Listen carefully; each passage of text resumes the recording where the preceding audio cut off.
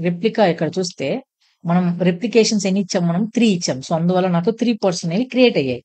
అచ్చా! ఓకే. ఇప్పుడు చెప్పండి ఈ 3 పార్ట్స్ లాస్ట్ టైమ్ మనం చూస్తే ఈక్వల్‌గా షేర్ అయినాయి. వర్కర్ 1లో ఒకటి, వర్కర్ 2లో ఒకటి, వర్కర్ 3లో ఒకటి.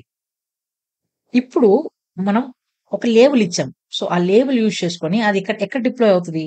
అంటే అన్ని 3 పార్ట్స్ వర్కర్ 1లోనే డిప్లాయ్ అయ్యుంటాయి. వెరిఫై చేద్దామా? వెరిఫై చేయాలంటే ఎట్లా? క్యూబ్‌సిటీఎల్ గెట్ పార్ట్ -o వైడ్ చూడండి.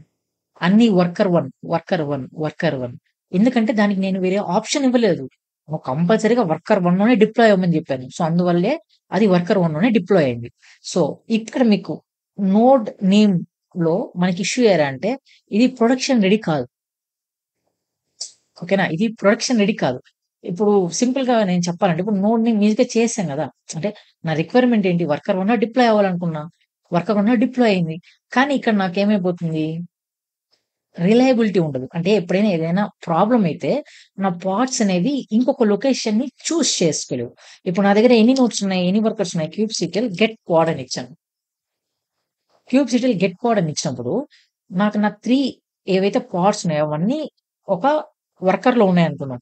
ఫర్ ఎగ్జాంపుల్ ఆ వర్కర్ అనేది ఏదో ఒక డిఫెక్ట్ వచ్చో లేదంటే సర్వర్ ఇష్యూ వచ్చో అది డౌన్ అయిపోయింది. ఆటోమేటిక్‌గా ఏమైపోతుంది? నా పాడ్ అనేది ఇంకో ఇంకో వర్కర్‌లోకి వెళ్లి డిప్లాయ్ అవుతుంది. సో, దాన్ని గూడా మనం చెక్ చేద్దాం. ఎలా చెక్ చేద్దాం? మళ్ళీ పాడ్ డాట్ యామిల్ తీసుకొని ఎంటర్ ఇచ్చి ఇక్కడ నేనేం చేస్తాను జస్ట్ ఈ ఇంజినెక్స్ కాకుండా ఇక్కడ నేనేమి ఇస్తాను ప్రైమ్ అని తీసుకుందాం. ఓకేనా? ప్రైమ్ అని తీసుకుందాం. ఒక రెప్లికానే చాలు మనకి ఎక్కువొద్దు రెప్లికా. దాని తర్వాత ఈ నోడ్ నేమ్ ఏదైతే ఉందో దాన్ని నేను రిమూవ్ చేస్తాను.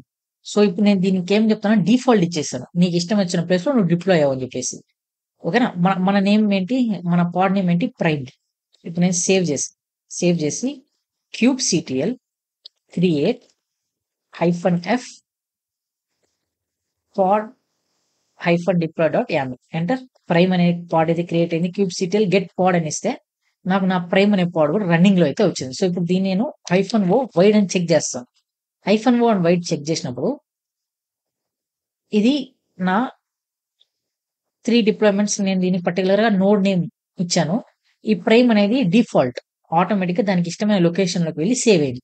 ఇప్పుడు మనం ఏం చేద్దాము వర్కర్ 2ని షట్ డౌన్ చేద్దాం.